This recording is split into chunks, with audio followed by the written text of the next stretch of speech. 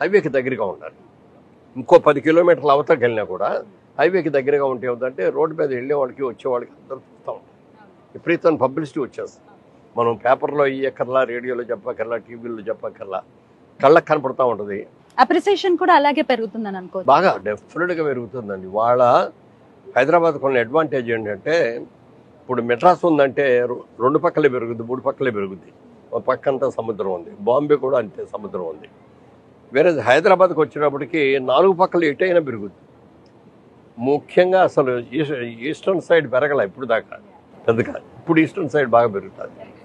మాకు west side, south side అటు బాగా పెరిగినాయి. ఇప్పుడు హైటెక్ సిటీ ఇవన్నీ కూడా అక్కడికి వచ్చినాయి. ఇప్పుడు ఇది బాగా పెరుగుతుంది. ఎందుకంటే నేషనల్ హైవే మీద ఉంది. ఇది కూడా ఇప్పుడు 6 లేన్ రోడ్డు కూడా చేస్తారు. 6 లేన్ రోడ్డు కూడా చేస్తారు. విజయవాడ వరకు కూడా రోడ్డు వస్తుంది.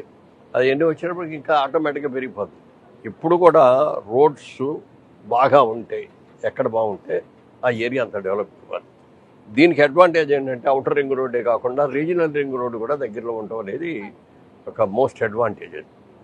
దాని మూలంగా ఏమైందంటే మామూలుగా అవుటర్ రింగ్ రోడ్డు కట్టాకే రియల్ ఎస్టేట్ అనేది స్ప్రెడ్ అయింది దేశం అంతా. 4 పక్కలకి స్ప్రెడ్ అయింది.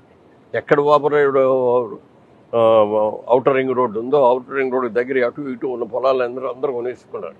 ఫ్యూచర్లో బాగా పెరుగుతుందని. నెక్స్ట్ ఇప్పుడు రీజనల్ రింగ్ రోడ్డు కూడా వచ్చిన తర్వాత రీజనల్ రింగ్ రోడ్డు చుట్టూ కూడా మంచి డిమాండ్ ఉంది, డెఫినెట్గా ఉంది. ఇవాళ ఇక్కడ దీంట్లో కొనుక్కున్న వాళ్ళు ఎవరైనా ఇవాళ ₹1,00,000 పెట్టి కొనుక్కుంటే ఈ 4 ఏళ్లలో 4 లక్షలు. అద్భుతం అద్భుతం. గ్యారంటీగా 100 గజాలు 150 గజాలు కొనుక్కునే వాళ్ళు మిడిల్ క్లాస్ వాళ్ళు ఇన్వెస్ట్మెంట్ పర్పస్ కొనుక్కుంటారు. పిల్లల కోసమనో, చదువుల కోసమనో, పెళ్లిళ్ళ కోసమనో. సామాన్యులకి మీరు ఇచ్చేటటువంటి నేను ఎవరికి చెప్పినా, నేను నా ఇంటర్వ్యూలో కూడా అనేక ఇంటర్వ్యూల్లో నేను చెప్తూ ఉంటాను, మీరు వ్యాపారం పెడితే ఏ వ్యాపారం చేస్తారో తెలియదు, అందులో లాభం వస్తుందో నష్టం వస్తుందో తెలియదు. లేకపోతే షేర్స్ కొన్నారనుకోండి, షేర్స్ పెరుగుతాయో తెలియదు, మొత్తం జీరో అవుతాయో తెలియదు. బ్యాంకులో వేసినా కూడా వచ్చే వడ్డీ మరీ టూ మచ్. ఇప్పుడు మరి 6%, 7% ఇంట్రెస్ట్ కూడా రావట్లా. దాన్ని అన్నిటికంటే కూడా భూమిని నమ్ముకున్నారనుకోండి, భూమి పెరిగేదే తప్ప తరిగేది కాదు. కానీ ఎక్కడ పెట్టాలో అనేది కన్ఫ్యూజన్ ఉంటుంది. అది దాంట్లో సెలక్షన్ ఇట్లాంటి మంచి నేల. ఇప్పుడు ఈయన 15